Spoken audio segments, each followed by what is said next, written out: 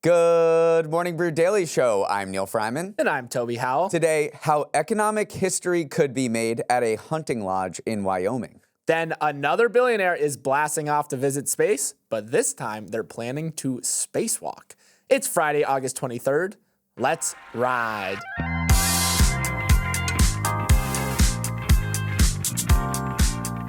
That is a wrap on the Democratic National Convention. Last night, Kamala Harris officially accepted her party's nomination for president and gave a 45-minute speech, making her pitch to American voters.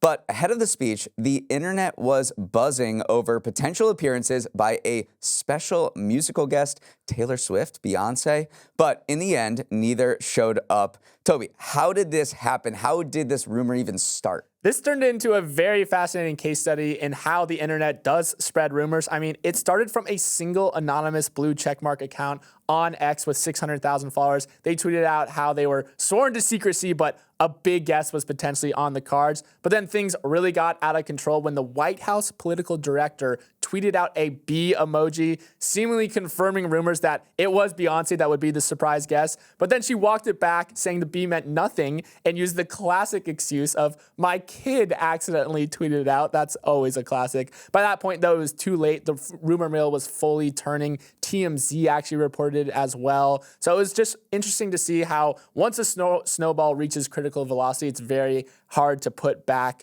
But yeah, no special guest. So if anyone stayed up late, apologies for that. Now a word from our sponsor, Mass Mutual. Neal, you're a sports fan, but did you know that male athletes out-earn female athletes by 21 times over the course of their careers? And the average pay gap between male and female professional athletes is over $3 million. Well, I knew there were pay disparities between the two, but no, I didn't know the exact numbers behind it. Mass Mutual does, which is why they also know that helping women with their financial planning is incredibly important. Women live longer and are more likely to take breaks from their careers to be primary caretakers for family. When it comes to managing finances, women often have more considerations to make than men, and Mass Mutual is the perfect resource for that. With tools to help financially plan for the future and build retirement savings, Mass Mutual is on a mission to help protect the financial well-being of women. Equity starts with knowing the facts. Visit massmutual.com for more information. Let's begin in Jackson Hole, Wyoming, where everyone in the business world is locked in with the focus of a 10-year-old playing Mario Kart.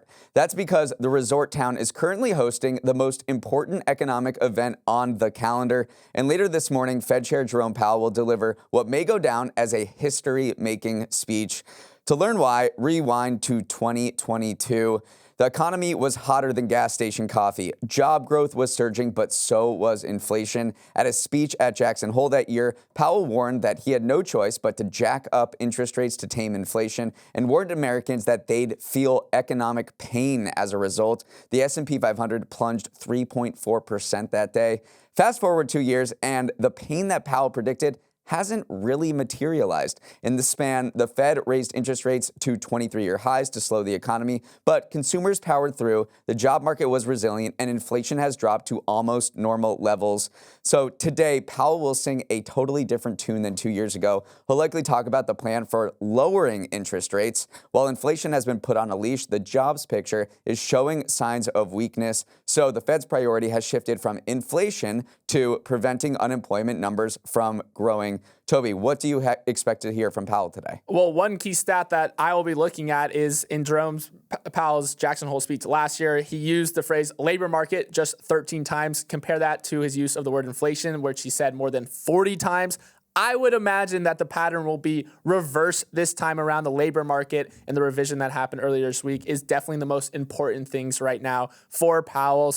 But I think you're right. It's helpful to go over what has happened since the last Jackson Hole speech. And I mean, the employment rate sat below 4%. Now it's ticked up to 4.3%. Before that meeting a year ago, more than 200,000 jobs had been added in August. This latest jobs report, in just 114,000 jobs have been created. So it's very interesting to see the parallels from 365 days ago. And definitely inflation is not probably the top priority on Jerome Powell's to-do list right now. Right. So investors will be looking to hear what he has to say about lowering interest rates and more specifically how fast and how much he will lower interest rates. Expect him to be, he's not going to be very specific about this. Most Jackson Hole speeches are actually more high-level, long-term intellectual economic policy stuff, and he doesn't really talk so specifically about, the path for lowering rates or increasing rates. That's just not like what happens at this particular speech. But given where we are at this crossroads with interest rates, he might signal whether the Fed will be more gradual with their interest rate decreases over the rest of the year, whether those are 25 basis points, which is the standard amount you cut or raise by, or if he gets more aggressive, and this would be because they are actually really concerned about the labor market deteriorating very quickly, they could bump that up to potentially a 50 basis point increase or decrease, and that would signal something way more aggressively. And if he says that they will need to be more aggressive, I don't see the stock market reacting pretty well to that. I am also interested in the tone Powell is going to strike, because are we lowering rates to get ahead of weakness, or are we reacting to weakness? So in other words, is the Fed taking preemptive action rather than reactive? Typically, their moves have always been the latter, and it's just over history. It's mostly like, we have seen this data, and now we are reacting. This is like we're seeing cracks forming. Mm-hmm. Do we want to get out ahead of it? So it's a slight nuance there, but I think the size will also tip us off to what he's actually feeling. Just to zoom out to the stock market too. Remember, we're sitting close to all-time highs, despite the bloody Monday that we had a few weeks ago. And we've been kept afloat by the belief that rate cuts will be confirmed today, and that it's also been a pretty solid earnings seasons. If anything is hinted at to the contrary, that's when we might see some faltering. We might see the stocks that have been kept afloat by this hope kind of be deflated a little bit. So that's just another thing to keep an eye on. Yeah, a truly pivotal speech today, but it is also worth wondering, why are they in Jackson Hole? I mean, this is 100 of the top economic officials, not just in the country, but around the world. They all fly out to Jackson Hole, which is this resort town in the Tetons in Wyoming. How did the center of the economic world get there every single August? And it's because the Kansas City Fed was putting on this more agricultural conference every year, but they wanted to sort of beef up their speaker list. So they wanted to get Fed Chair Paul Volcker at the time. This was in the 80s. And they're like, how do we get Volcker to come speak at our little conference here? So he was a very avid fly fisherman. So they thought, okay, let's put it in Jackson Hole. This is the fly fishing capital of America. Maybe that'll convince him. And sure enough, he just shows up with his fly fishing gear on that first day, ready to speak. I love that story. Some people are good at walking on water. Some people want to walk on sunshine, but tech billionaire Jared Isaacman, he wants to walk in space. And as is usually the case when you're a billionaire, Isaacman is getting his wish. On a SpaceX mission dubbed Polaris Dawn that is expected to launch this upcoming Monday, Isaacman and 3 others will push the boundaries of what civilians have done in space by attempting a spacewalk for the first time in civilian and SpaceX history. Isaacman is funding part of the mission alongside SpaceX and will spend a total of 15 to 20 minutes outside conducting experiments and testing out new spacesuits in the process. This is a big deal for everyone involved, but especially SpaceX.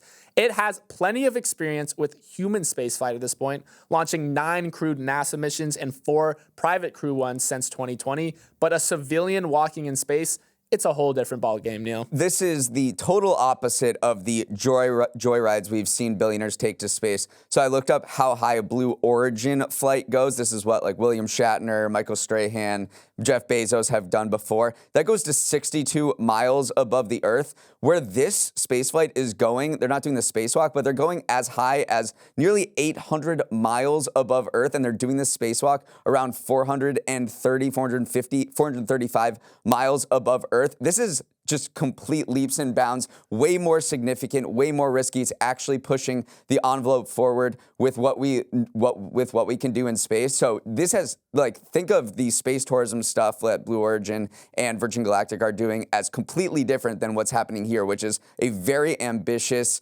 thing for any astronaut to do, let alone, from a government agency or a billionaire. There was a lot of hurdles to this mission too, because it's very complex. One big hurdle is the suit itself. SpaceX wanted to develop a suit that could obviously withstand walking outside in space, but also they wanted a much more freeing suit where you can move around more easily than maybe the bulky ones we've seen in the past. Also, you have to reinforce much of the interior of the actual spacecraft, which is the Crew Dragon, because to spacewalk, they're literally just going to open the doors and everyone inside will be exposed to the vacuum of space, not just the person spacewalking. So that's a big thing. Another thing they have to worry about is solar radiation. They're traveling so high that if a particularly big solar flare hit, it could bombard everyone with these dangerous charged particles. So that's just another thing that you don't have to worry about if you're only 62 miles above space. But as you get further and further out, it becomes more and more dangerous. So just a lot of logistical things to think about. But obviously, we call space the new frontier, but this is pushing the frontier even further, especially for civilians. Yeah, I mean, as soon as they get to space, before they're doing this spacewalk, they have to start this pre-breathe process, which will take 45 hours. And it's basically it's a very exaggerated version of what scuba divers do because of decompression sickness to get ahead of that. So they need to purge all of the nitrogen from their body through, I don't know what this process looks like. I haven't watched YouTube videos, but over 45 hours, they need to do these breathing exercises to purge all of the nitrogen from their body so that when they go into space, it won't cause sickness. So that is a big part of this that they've been practicing for over a year now. Right, because SpaceX's longtime goal, this is Elon Musk's big thrust for the entire project, is that he wants to get thousands, hundreds of people living and working in space. But right now, a huge amount of people are affected by space motion sickness. 60 to 80% of all space travelers experience this. And they've just candidly said, if we don't solve the space sickness problem, you have 60 to 80 people throwing up. That means everyone else is throwing up too. We're never going to become a multiplanetary species. So you're right. That is a big priority for this particular mission. Yeah, they are going farther than any astronaut has gone since the 1970s when the Apollo missions went to the moon. So meanwhile, those two astronauts are still on the ISS. They're going to wave. Maybe they're going to wave when they go by. Maybe we should bring them home sometime soon. Sports drafts are as American as apple pie. All the teams get together, and one by one, they pick out the plucky youngsters to join their squad and hopefully lead them to a future championship. But one American league is doing the unthinkable. It is getting rid of the draft. In its new collective bargaining agreement with players, the National Women's Soccer League is eliminating its draft, becoming the first U.S. pro league to take this monumental step. So why no longer draft players? Well, the NWSL says that drafts are designed to limit young players' negotiating power and force them to play for teams they may not want to. Instead, it wants to maximize player freedom. But there's also a business strategy to this also. The NWSL is in a fierce competition for overseas soccer player talent, and the Europeans, they don't have a draft. Players there can sign with teams they want to play for. In fact, players who have been drafted by NWSL teams have left the country to play abroad because they thought it would be a bad fit where they were drafted. So by eliminating the draft, the league wants to put itself on the same competitive playing field as top women's European leagues. Maybe an even bigger question, Toby, is will this move spur other U.S. leagues to rethink their drafts as well? It is a wild concept because you're right. Drafts are just such an inherently American thing. It feels weird to think about leagues without them, but a draft is a little bit of a bizarre concept.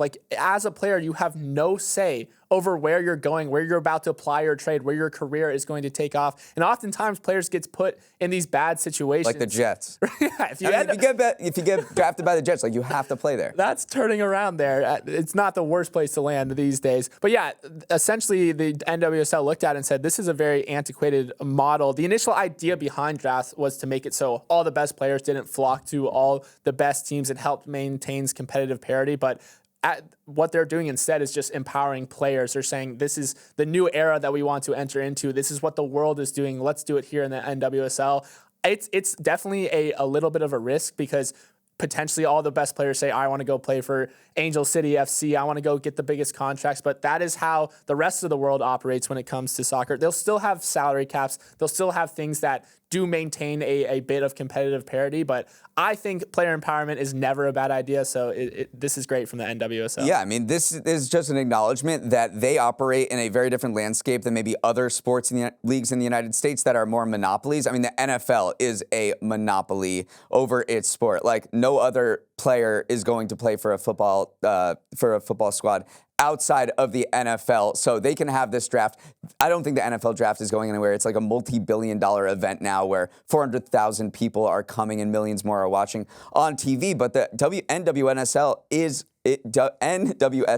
is competing with a global labor market. There are top European leagues and top European teams, and they're in a fight for talent. So they really have to boost their game and hand over more concessions to players to in this big rivalry for talent, because a top Brazilian player can either play in England or France, or they can play in the NWSL in the United States. So that is a big reason why they're ditching the draft. And I do just want to say, we talked about Jerome Powell either taking proactive or reactive action right now. I think the NWSL is taking proactive action because it is still one of the top leagues in the world. We have to be clear about that. I mean, if you just go back to the Olympic final in Paris, 26 NWSL players featured in that match. Obviously, the U.S. was playing there, so it's skewed, but it is still very much a top league. They want to remain so, and they think that this is the path towards doing that. Up next, we got Stock of the Week, Dog of the Week coming your way. Welcome to Stock of the Week, Dog of the Week, the Friday segment where Toby and I pick one stock that's as crisp as the cold beer in your fridge and another that's as stale as the one sitting in your trunk for 4 months. I don't think this company has ever been Stock of the Week before, so put your hands together and please give a warm Morning Brew Daily welcome to Peloton. We've got a pulse, folks. The fitness company that has utterly collapsed since peak COVID had its best day ever on the stock market yesterday, with shares skyrocketing 35%. That's because investors saw signs of that long-awaited turnaround in its latest earnings report. Losses came in less than expected, while sales grew for the first time in more than 2 years. Peloton's revival strategy hinges around this thesis. Not many people are buying our new bikes fresh off the lot. So how do we make money from the ones already in the wild?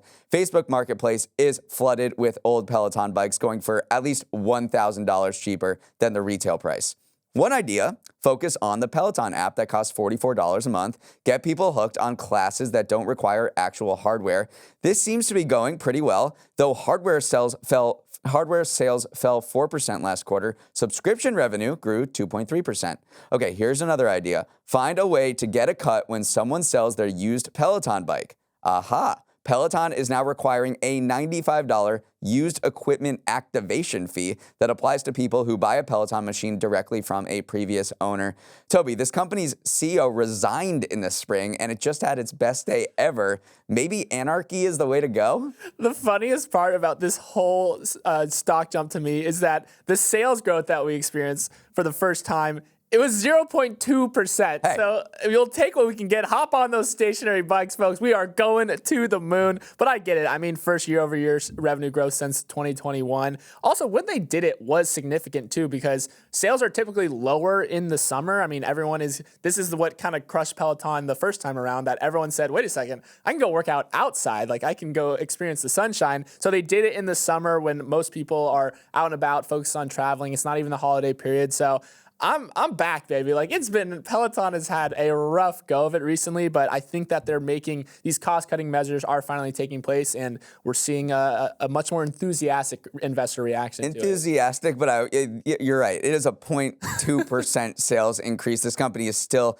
definitely in the dumps, and they're working through sort of how to move forward. I really think the main question here is what to do with all these bikes that are just sitting in people's apartments that they don't want anymore. I mean, Facebook Marketplace and other secondhand sites are just flooded with all of these very cheap bikes. One estimate says that around 1 million Peloton bikes are collecting dust in homes around the world. And so, okay, you're not going to sell these because you've already sold them already. But like, if you're Peloton, how do you find a way to make money? So they put this like a $95 activation fee on it, which they say will lead to a better onboarding experience. People say that's just essentially a Peloton tax. And another way is, leaning into this app, this subscription revenue, which for hardware purchased on the secondary market grew 16% year over year. So really dialing on that app, and they're really opening up their ecosystem to a broader array of players. Previously, the app and the hardware went so tightly together. It was very Apple-y, closed ecosystem. You could only access Peloton media on Peloton, but now they opened it up to streaming services. You can watch anything, any show while you're on your Peloton. Then they just announced a partnership with Kindle, so you can read your ebook while you're on the Peloton. So sort of separating the app from the hardware itself, I think, has been a smart decision. And then the final thing I want to call out is that they sell a treadmill. That sales of that grew 42% year over year. So maybe it's part of the running boom. I don't know. Maybe running will be the thing that saves Peloton. Our dog of the week is Sonos, the maker of high-end audio speakers, but very low-end, oftentimes disastrous software. It recently rolled out its new app that has angered its loyal user base, destroyed the company's reputation, and cost it a lot of money. The release of the new app to control its speakers back in May was supposed to be the crown jewel of CEO Patrick Spence's plan to turn around the company and snag a bigger share of the $100 billion audio market. But the new app was way worse. We could fill an entire pod with its shortcomings, but to name a few, the sound drops in and out randomly, volume turns up to the highest level, then couldn't be adjusted, devices would just disappear on the app randomly, and even basic features like setting an alarm or a timer were missing. Neal, in the specialist audio business, customers are loyal, but a vicious bunch. If they turn on you, you are done. And Sonos' stock is down 35% since the new app came out. This company can't really move forward with anything else until they fix this app. They've also delayed 2 new product releases, which would have been perfectly timed for the holiday. People love buying high-end speakers for gifts for the holidays, and this is a complete disaster. They've lost almost $30 billion on this debacle so far. So all of their resources need to be going to fixing this app instead of pushing the company forward in other directions. So this is a big, egg on the face of the CEO. He's apologized multiple times. He said, my push for speed backfired. They released this app before it was ready. There's been so much pushback in this high-end audio community, which is very fickle, and they can turn on you if you don't deliver a product. And Sonos has had a great reputation for a long time. I mean, it's considered one of the best speakers. If you want to outfit your home with just like the best audio quality, you turn to Sonos. There's a very active subreddit, and the CEO went on that subreddit earlier this week, really into the lion's den to try to answer questions, and the people pounced on him, and he just had to keep saying, we're sorry, we're working on it. We think we fixed a few bugs. We're going to keep releasing updates every 2 weeks, but it really is make or break for this company because their stock is down. There are plenty of other companies developing products like this, and they just need to get going with their product cycle again and not stop focusing on this stupid app that they released and butchered. Some analysts say that if they can figure out the app, Sonos still is the best in class for especially multi-room setups. No other smart speakers on the market does it quite like Sonos does. So they still, remember, it's a very loyal community. They've been burned right now, but if Sonos can get its act together, I think potentially people still like this company. Like, it's still a very loyal audience. You just have to win their trust back. Now let's move from high-fidelity audio streaming to chicken streaming. Chick-Fil-A, purveyor of nugs and waffle fries, is dipping into the streaming game. Yes, Chick-Fil-A is launching a streaming service. Deadline reported that it's working with a few production companies and studios to create multiple original shows for a streaming platform that would come out later this year. Initially, Chick-fil-A plans to lean into family-friendly content, including a rumored game show, but eventually they want to broaden out to original series, animation, and add some licensed content down the line. Neal, as I am saying this, I keep forgetting we are talking about a restaurant chain here. If I was Netflix, I'd be watching my back because for all its programming, it doesn't have Chick-fil-A sauce. What is going on here? Okay, so let's just start with the basics. Chick-fil-A is not the first non-media, non-streaming company to get into media. This is a playbook that's been developed by Airbnb and Lyft, and recently Walmart bought Vizio, which is a smart TV maker, to get into this streaming space.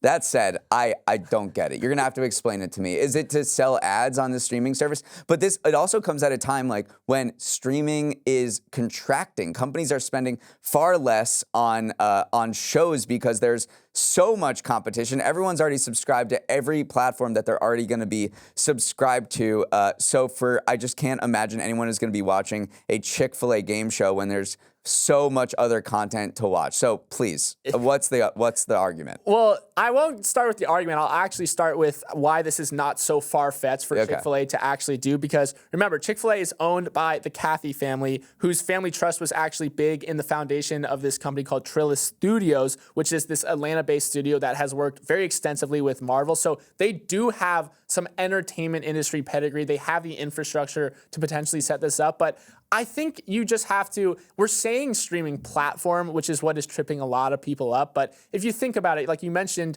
Airbnb, these companies have produced one-off shows in the past to just showcase their product. And I think Chick-fil-A is saying we want to be known as like this family-friendly, this southern, this welcoming place. Like let's create some family-friendly content to just broaden the brand. So I would think about it more as a brand play. That being said, though, they did say that they wanted to buy licensed content. So maybe they are leaning into the streaming platform at all. It is a bit bizarre, but they have the ability to pull it off. They want to increase like their brand in terms of reputation, how many people can come in contact with it. So yeah, it is weird though. Because you have to remember it's Chick-fil-A. It is a restaurant chain at the end of the day. Yes.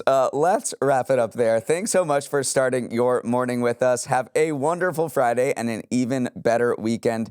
For any feedback or questions, open up your email and fire off a message to morningbrewdaily@morningbrew.com. And you are all our best promoters, so please spread the podcast with your network. Toby, who should our listeners share it with today? I want you to share it with a cousin you haven't spoken to in a bit, preferably the cool one, but we'll take any cousin. Use it as a chance to reconnect. We're all about bringing people together here at MBD. Cool. Let's roll the credits. Emily Milliron is our executive producer. Raymond Liu is our producer. Olivia Graham is our associate producer.